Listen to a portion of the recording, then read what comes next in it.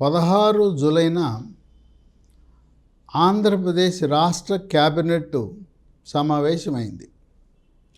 ఈ సమావేశంలో కొన్ని కీలక నిర్ణయాలు తీసుకున్నారు. ఆంధ్రప్రదేశ్ ల్యాండ్ టైటిల్ యాక్ట్ని పూర్తిగా రద్దు చేసి భూమిపై సర్వ హక్కులు రైతులకు యజమానులు ఉండేలా కాపాడటానికి అదొక విశిష్టమైన కీలకమైన నిర్ణయం. దీంతోపాటు ఇసుక గురించి కూడా 2014 నుంచి 19 వరకు తెలుగుదేశం ప్రభుత్వం ఉన్నప్పుడు ఏ విధంగా ఇసుక ఉచితముగా సరఫరా చేసే విధానాన్ని అమలు చేసిందో అదేవిధంగా ఉచిత ఇసుక విధానం, ఉచితం అంటే సీనరేజీ ఛార్జీలు కట్టాలి, తవ్వటానికి అయ్యే ఖర్చు కట్టాలి, రవాణా ఛార్జీలు కట్టాలి. ఇప్పుడు ప్రస్తుతం ఆంధ్రప్రదేశ్ రాష్ట్రంలో ఇసుకకు కొరత లేదు. ఇసుక నిల్వలు సమృద్ధిగా ఉన్నాయి. 50 లక్షల టన్నుల ఇసుక గుట్టలు గుట్టలు పోసి యార్డులో ఉంది. కనుక భవన నిర్మాణ కార్మికులకు చేతి నిండా పని. కాంట్రాక్టర్లు ఇబ్బంది పడవలసిన అవసరం ఏమాత్రం లేదు. ఇక కౌలు రైతుల మీద దృష్టి సారించింది కేబినెట్. ఇప్పటి వరకు భూ యజమానికి మాత్రమే పంట రుణాలు ఇస్తూ వచ్చారు. కానీ కౌలు రైతుకి పంట రుణాలు సహకార బ్యాంకులు కానీ వాణిజ్య బ్యాంకులు కానీ ఎవరు ఇవ్వటంలా. ఈ కౌలు రైతులకు పంట రుణాలు ఏ విధంగా ఇప్పించాలనే అంశం మీద అధ్యయనం చేసి వారిని ఆదుకోవాలని ఒక దృఢ సంకల్పానికి వచ్చింది కేబినెట్. ఇక పంటల బీమా పథకం. కోస్తాంధ్ర ప్రాంతంలో ప్రతి అక్టోబరు నవంబర్ నెలలో ప్రతి సంవత్సరము తుఫాన్లు రావడం సహజం. ఈ తుఫాన్ల వల్ల వరి పంట, ఉద్యాన పంటలు, అరటి పంటలు, తోటలు అన్నీ కూడా నష్టపోతూ ఉంటారు. అందువల్ల రైతులను ఆదుకోవటానికి మెరుగైన పంటల బీమా పథకాన్ని కూడా అమలు చేయాలని నిర్ణయానికి వచ్చారు. ఇప్పుడు ఖరీఫ్ పంట ఇప్పుడు ఊడుపులు ఊడుస్తున్నారు, వెదలు చల్లుకున్నారు. అక్టోబర్ నవంబర్ నాటికి ఖరీఫ్ పంట చేతికొస్తుంది.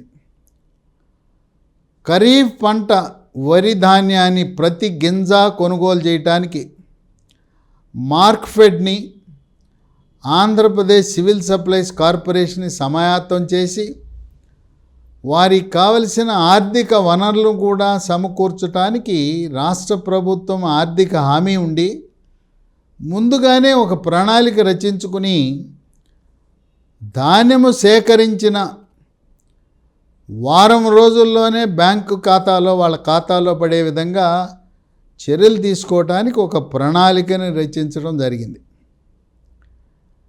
ZBNF అంటారు, జీరో బడ్జెట్ న్యాచురల్ ఫార్మింగ్, ప్రకృతి వ్యవసాయం. ఇప్పటికే ప్రకృతి వ్యవసాయం ప్రారంభించింది. ఏ విధంగా భారతదేశంలో డ్వాక్రా ఉద్యమానికి, పొదుపు సంఘాలకు ఆంధ్రప్రదేశ్ రాష్ట్రం ఉమ్మడి రాష్ట్రంలో చంద్రబాబు నాయుడు కీలకంగా దేశంలోనే మనం మొదటి స్థానంలో ఉన్నాము. ప్రకృతి వ్యవసాయాన్ని ప్రారంభించింది చంద్రబాబు నాయుడు. దేశంలో ఆదర్శంగా నిలిచింది చంద్రబాబు నాయుడు. 2014 నుంచి 2019 వరకు అప్పుడు 10 లక్షల ఎకరాల్లో ప్రకృతి వ్యవసాయం. వ్యవసాయం అంటే వరి పంటలు, ఉద్యాన పంటలు, అన్ని పంటలకు అమలు చేసి స్ఫూర్తిదాయకంగా నిలిచింది. ఈ యొక్క కృషికి అంతర్జాతీయ గుర్తింపు ఆంధ్రప్రదేశ్ రాష్ట్రానికి దక్కింది. దానికి గుల్బెంకియన్ అవార్డు అని ఆంధ్రప్రదేశ్ రాష్ట్రానికి ఒక అంతర్జాతీయ అవార్డు వచ్చింది. ఈ గుల్బెంకియన్ అవార్డు ఎలాంటిదంటే నోబెల్ ప్రైజ్ ఎలా శాస్త్రజ్ఞులకు ఇస్తారో ఆ నోబెల్ ప్రైజ్తో సమానమైన అవార్డు ప్రకృతి వ్యవసాయానికి ఆంధ్రప్రదేశ్ రాష్ట్రానికి రావటం ఒక గర్వకారణం. ఇదంతా కూడా చంద్రబాబు నాయుడు గారు చేస్తున్న కృషి. 10 లక్షల ఎకరాలను విస్తీర్ణం పెంచి 50 లక్షల ఎకరాల్లో ప్రకృతి వ్యవసాయం అంటే ఎరువులు లేకుండా, పురుగు మందులు లేకుండా పంట సాగు విధానం, వ్యవసాయము అట్లాగే పండ్ల తోటలు సాగు చేసే విధానాన్ని విస్తృతపరచడానికి క్యాబినెట్లో నిర్ణయం తీసుకోవడం జరిగింది. మరొక కీలకమైన నిర్ణయం, నారా లోకేష్ విద్యాశాఖని ఆయన నిర్వహిస్తున్నాడు. ఇప్పటివరకు జగన్మోహన్ రెడ్డి వాళ్ళన్నీ కూడా రివర్స్ టెండరింగు, రివర్స్ చేసిన విధానాలు. కళాశాలలకు ఫీజు రీయింబర్స్మెంట్ గతంలో రాజశేఖర రెడ్డి ప్రవేశపెట్టినప్పుడు కళాశాలకి ఫీజులు వేసేవారు. దాన్ని మార్చి విద్యా దీవెనని తల్లిదండ్రులకు డబ్బులు వాళ్ళ ఖాతాలో వేశారు. తల్లిదండ్రులకు ఫీజులు ఖాతాలో వేస్తే అది కళాశాలలు కట్టకుండా ఇబ్బంది కలిగించారు, తినేశారు, వాడేశారు. ఆ విధంగా కళాశాలలకు బకాయిలు ఉండటం వల్ల విద్యార్థుల చదువు అరకొరగా మిగిలిపోయింది.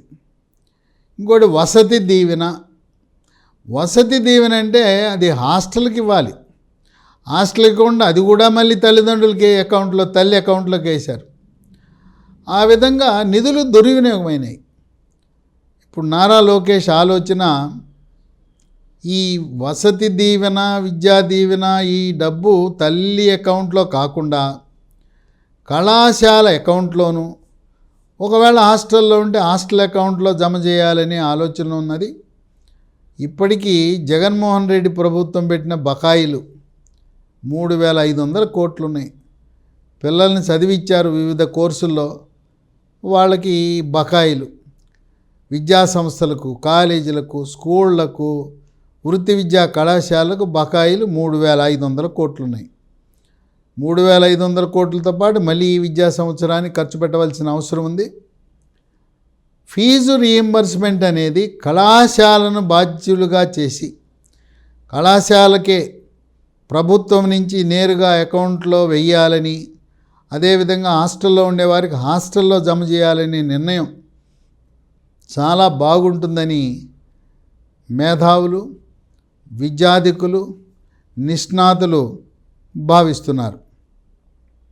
ఇదిలా ఉండగా చంద్రబాబు నాయుడు ముఖ్యమంత్రి అయ్యి 4 రోజులు అవుతున్న సమయంలో ఒక విశేషం ఏంటంటే, ఆంధ్రప్రదేశ్కి వచ్చే విమానాలు, ఆంధ్రప్రదేశ్ రైళ్లలో వచ్చే ప్రయాణికుల శాతం చూస్తే ఏకంగా గత 5 సంవత్సరాలలో ఉండే ప్రయాణికుల కంటే 35% మంది ప్రయాణికులు పెరిగారు. అంటే ఏంటి, రియల్ ఎస్టేట్ కోసమో, వ్యాపారం కోసమో మంచి అవకాశాలు ఆంధ్రప్రదేశ్లో ఉంటాయి అని ఇతర రాష్ట్రాల నుంచి, ప్రధానంగా తెలంగాణ, తమిళనాడు, కర్ణాటక, ఛత్తీస్గఢ్, ఒరిస్సా, ఉత్తర భారతం నుంచి కూడా ఆంధ్రప్రదేశ్ రాష్ట్రంలో వాణిజ్య వ్యాపారము ప్రారంభించాలని, కంపెనీలు ప్రారంభించాలని స్వదేశీ, విదేశీ పెట్టుబడిదారులు విమానాల యొక్క ఆ ప్రయాణికుల సంఖ్య కూడా పెరగటం అనేది విశేషం. ఈ క్యాబినెట్ సమావేశాలు చంద్రబాబు నాయుడుతో ఉన్న విశేషం ఏంటంటే, క్రమము తప్పకుండా 15 రోజులకు ఒకసారి క్యాబినెట్లో నిర్ణయాలు తీసుకోవటం, అన్నీ కూడా సమిష్టిగా ఏ విషయమైనా కూడా క్యాబినెట్ మంత్రులతో చర్చించి, అక్కడుండే అధికారులతో చర్చించి పారదర్శకంగా ప్రజల ప్రయోజనాల కొరకు రాష్ట్రాభివృద్ధికి ఆయన నిర్ణయాలు తీసుకుంటాడు. ఉమ్మడి రాష్ట్ర ముఖ్యమంత్రిగా ఉన్నప్పుడు కూడా నెలకి 2 క్యాబినెట్ సమావేశాలు నిర్వహించిన ఏకైక ముఖ్యమంత్రి నారా చంద్రబాబు నాయుడు. మిగతా రాష్ట్రాల్లో ఏదైనా అవసరం ఉంటే ఎప్పుడో పెడుతుంటారు ఒకసారి. క్రమం తప్పకుండా నెలకి 2 సార్లు మంత్రులందరితో కలవటానికి, ఉన్నతాధికారులతో సమావేశం అవటానికి, రాష్ట్రంలో జరిగే అభివృద్ధిని చర్చించుకోవడానికి కూడా కేబినెట్ సమావేశం ఒక మంచి అవకాశం కూడా ఉంటుంది. ఈ కేబినెట్లో ఏదైనా మంత్రులకు హితబోధ చేయాలంటే ఆఫీసర్లందరినీ వెళ్ళిపోమంటారు. వెళ్ళిపోయిన తర్వాత అప్పుడు మొదలు పెడతాడు ఆయన. ఇప్పుడు కూడా హితబోధ చేశాడు కేబినెట్లో. ఆఫీసర్లను వెళ్ళిపోమన్నారు. ఏమని హితబోధ చేశారు చంద్రబాబు నాయుడు? మంత్రుల యొక్క కుటుంబ సభ్యుల జోక్యం ఉండరాదు. కొడుకులు, కూతుర్లు, అల్లుళ్ళు, కోడళ్ళు, అలాగే భార్యలు, మహిళలుంటే భర్తల ప్రమేయం లేకుండా శాఖని నిర్వహించే ప్రక్రియలో ఎవ్వరూ కూడా బంధువులను ప్రవేశం ఉండకూడదు అని చెప్పారు. అంతేకాకుండా అన్నీ నాకు తెలుసు అనకుండా కొత్త కొత్త విషయాలను అధ్యయనం చేయటం, ప్రజలు ఏది చెప్పినా వినటం, నిష్ణాతులు, నిపుణులు వాళ్ళు ఏదైనా చెప్పినప్పుడు ఈమెయిల్ ద్వారా కానీ వ్యక్తిగతంగా కానీ వాళ్ళు చెప్పిన సూచనలు, సలహాలు మీ శాఖలలో అమలు చేయటం, ఇతర రాష్ట్రాలు, ఇతర దేశాల్లో అమలవుతున్న బెస్ట్ ప్రాక్టీసెస్ అలాంటి వాటిని అధ్యయనం చేసి మన రాష్ట్రంలో ఒక ప్రాంతంలో పైలట్ ప్రాజెక్ట్ కింద అమలు చేసి అది సఫలీకృతమైన తర్వాత రాష్ట్రం అంతా కూడా వ్యాప్తి చేయాలని చెప్పి మంత్రులకు కూడా హితబోధ చేసి మీ మంత్రిత్వ శాఖ పనితీరును మెరుగుపరచడానికి ఎలవేళలా కృషి చేయాలని. ఇంకో విశేషం ఏంటంటే గతంలో ఎప్పుడు జరగల, చంద్రబాబు నాయుడు ప్రతి శనివారము కార్యకర్తలను, ప్రజలను మంగళగిరిలో ఉండే తెలుగుదేశం పార్టీ ఆఫీసులో కలవటం అనేది ఒక విశేషం. ఒక 2-3 గంటల పాటు ప్రజల అభ్యర్థనలను స్వీకరించడం, నాయకులను పలకరించడం, శ్రేణులను, కార్యకర్తలను ప్రోత్సహించడం లాంటివి చేస్తున్నారు. శనివారం ఒక్కరోజు ముఖ్యమంత్రి వెళ్ళటమే కాకుండా ప్రతిరోజు ఒక మంత్రి తెలుగుదేశం పార్టీ రాష్ట్ర కార్యాలయంలో ఉండేలా ఏర్పాట్లు, మంత్రితో పాటు ఒక అగ్రశ్రేణి నాయకుడు, సీనియర్ నాయకుడు, ఉపాధ్యక్షుడు, ప్రధాన కార్యదర్శి, మాజీ ఎంపీ, ఆ స్థాయి పార్టీ నాయకుడు కూడా ఒకరు మంగళగిరిలో తెలుగుదేశం పార్టీ రాష్ట్ర కార్యాలయం ఉండేలా కార్యాచరణ సిద్ధం చేయటం జరిగింది. అది అమలు జరుగుతూ ఉంది, గతంలో లేనిది.